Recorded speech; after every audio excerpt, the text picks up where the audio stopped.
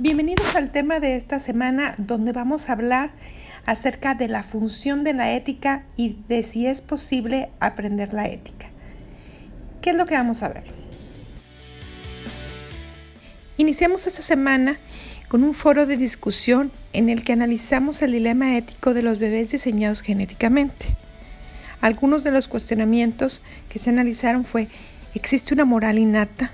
¿Somos buenos por naturaleza? ¿Qué tiene que decir la ética respecto a este problema? Y si se puede aprender la ética o es algo con lo que nacemos. Muchísimas gracias a todos por sus aportaciones. Realmente el poder compartir los puntos de vista y las diferentes opiniones es lo que nos hace aprender a todos cada vez más. Muchas gracias a todos. Dentro de los recursos de aprendizaje de esta semana tenemos primeramente el libro de texto de Rachels, el capítulo 1, que nos habla de qué es la moral, el capítulo 2, que nos habla del desafío del relativismo cultural, y el capítulo 3, que nos habla del subjetivismo en la ética.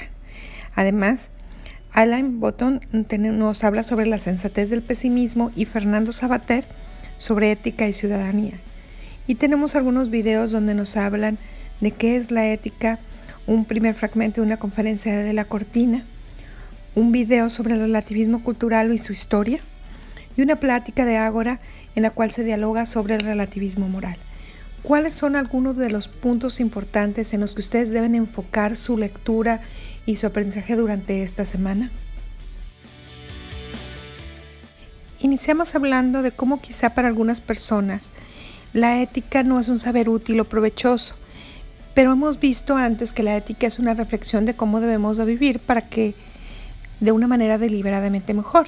De ahí que su importancia radique en su capacidad para guiar la vida de todo aquel que quiera comportarse siguiendo una visión crítica y racional y para poder enfrentar los retos que presenta la vida. Ahora bien, un tema de gran trascendencia para valorar la función de este saber en nuestras vidas es ser capaces de distinguir cuándo nos enfrentamos a situaciones que pueden ser consideradas problemáticas éticas. De ahí que en este tema respondemos también a las siguientes preguntas. ¿Qué distingue un problema ético de otro tipo de problemáticas que podemos tener en nuestra existencia personal y en la convivencia social o bien en el desempeño de nuestra profesión? Antes de estudiar esto, también vamos a abordar la discusión en torno a la estructura de las acciones morales, de aquellas acciones voluntarias y libres que tienen trascendencia ética, y consideraremos cómo todas las situaciones que tienen su origen en la acción libre de los seres humanos, las estructuras, condiciones, instituciones económicas y sociales nos interpelan para hacernos responsables de ellas y cambiarlas cuando esté en nuestras manos y lo exija el respeto de la dignidad de las personas. Algunos de los conceptos en los que Rachel se enfatiza en el libro de texto nos hablan de la naturaleza de la moral. Nos plantean los juicios morales, la importancia de la imparcialidad y de la razón. En el razonamiento moral, Rachel nos habla de que no podemos apoyarnos en nuestros sentimientos, por muy poderosos que estos sean, ya que estos pueden ser irracionales, pueden ser producto del prejuicio, del egoísmo o del condicionamiento cultural. Si queremos descubrir la verdad, debemos tratar de que nuestros sentimientos se guíen por los argumentos que pueden darse en favor de las opiniones encontradas. Asimismo, cuando nos habla de un agente moral responsable, nos habla de alguien que se preocupa de manera imparcial por los intereses de cada uno de todos los que se verán afectados por lo que se hace. Alguien que distingue los hechos, que examina las implicaciones, que acepta principios de conducta, solo después de analizarlos con cuidado para estar seguros que son firmes. O sea, alguien que está dispuesto a escuchar a la razón. Incluso cuando esto puede significar que revise sus convicciones previas y alguien que está dispuesto a actuar siguiendo los resultados de su deliberación. Nos habla cómo el juicio moral nos ayuda a determinar qué es lo moralmente correcto y qué es lo moralmente incorrecto. Asimismo, Rachel nos habla de que hay buenos argumentos y malos argumentos y que gran parte de la capacidad del pensamiento moral consiste en poder encontrar esa diferencia. ¿Cómo podemos saber esta diferencia?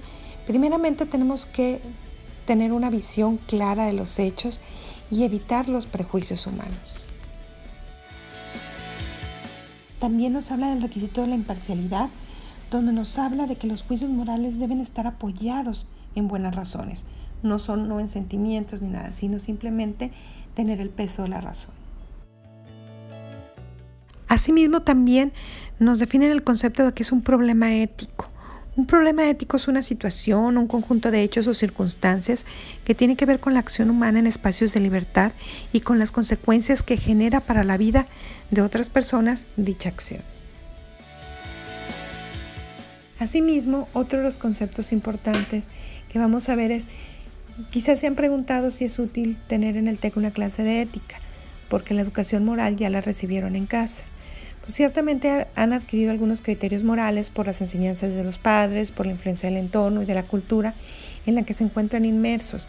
Y esta formación moral les ha proporcionado los parámetros de lo bueno para conducir su vida, pero ahora esta materia se vuelve una buena ocasión para reflexionar sobre estos principios que quizá en muchos de los casos se han aceptado de manera crítica y se asuman de manera personal y a partir de sus propias convicciones. Si estás en una etapa de formación y preparación para tu desempeño como profesionista, ¿por qué no puede ser también una etapa de formación y preparación para ser una persona íntegra y ética? Los seres humanos podemos mejorar nuestra preparación en todos los ámbitos a lo largo de toda nuestra vida y nunca debemos cerrarnos a adquirir nuevos conocimientos y habilidades. ¿Por qué habría de ser diferente en el ámbito de nuestro desempeño ético? También otro de los conceptos que Rachel nos presenta en este tema tiene que ver con los obstáculos que se nos presentan para el aprendizaje y la puesta en práctica de la ética, el relativismo y el subjetivismo. En efecto, quien vive inmerso en los criterios morales de la propia cultura o piensa, siguiendo el relativismo, que estos criterios son absolutos o insuperables para cualquier cultura, va a estar impedido para tener una visión crítica de las normas morales válidas en el entorno. Para esta persona bastará seguir con la moral tradicional para comportarse éticamente. Sin embargo, muchas normas morales no expresan sino costumbres propias de cada cultura, que muchas veces responden a los prejuicios de dicha cultura, que son aceptados y que de alguna manera se mantienen. Estos criterios, como todos los criterios morales, deben pasar por una criba de análisis ético para que estemos seguros de que sean válidos, de que realmente son una manifestación del respeto a las personas y que promueven la justicia social. Por otra parte, quien acepta el subjetivismo reduce todos los juicios éticos a expresiones de sentimientos, en los que no entra la razón. Quien así piensa no requiere aprender ética, le basta conseguir sus sentimientos. Sin embargo, pues esta postura no se sostiene si la consideramos con un mínimo de visión crítica. De ahí que no podemos confiar en nuestros sentimientos, sino que requerimos de la reflexión propia de la ética que nos permite una guía racional de nuestros sentimientos y de nuestra conducta. Ni el relativismo ni el subjetivismo son suficientes. Nos hace falta aprender ética. En relación al relativismo, Rachel nos plantea cómo este desafía nuestra creencia en la objetividad y en la universalidad de las verdades morales. Él nos habla de cómo no existen verdades universales en ética, solo hay diversos códigos culturales. También nos plantea algunos cuestionamientos, como el de si hay una sociedad mejor que otra, si el código de moral de nuestra sociedad realmente tiene una categoría especial, si cuando hablamos de relativismo cultural, cuáles son algunas cuestiones positivas y negativas del relativismo cultural y cuáles son las diferencias culturales que podemos encontrar.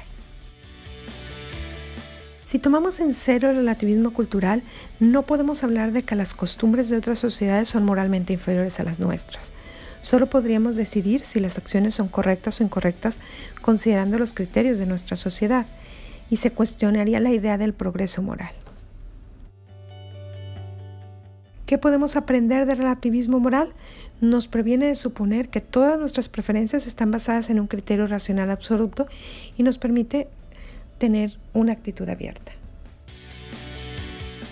En la actividad de esta semana van a leer El desafío del relativismo cultural en Rachel's. Se les dan unas preguntas para guiar la lectura sobre qué es el relativismo, si aceptar el relativismo cultural nos hace adoptar una postura conservadora en ética, qué criterios transcultural de lo bueno y lo malo podemos construir en nuestra reflexión ética y qué tan relativistas somos en México. Asimismo, A partir de la lectura de los 2 capítulos, elaboran un escrito con introducción, desarrollo y conclusión en que respondan de una forma desarrollada y argumentada los siguientes cuestionamientos. ¿Puede un relativista y subjetivista practicar y reflexionar en la ética? ¿Por qué? ¿Se puede aprender la ética o es algo con lo que nacemos? Muchísimas gracias. Nos vemos la próxima semana.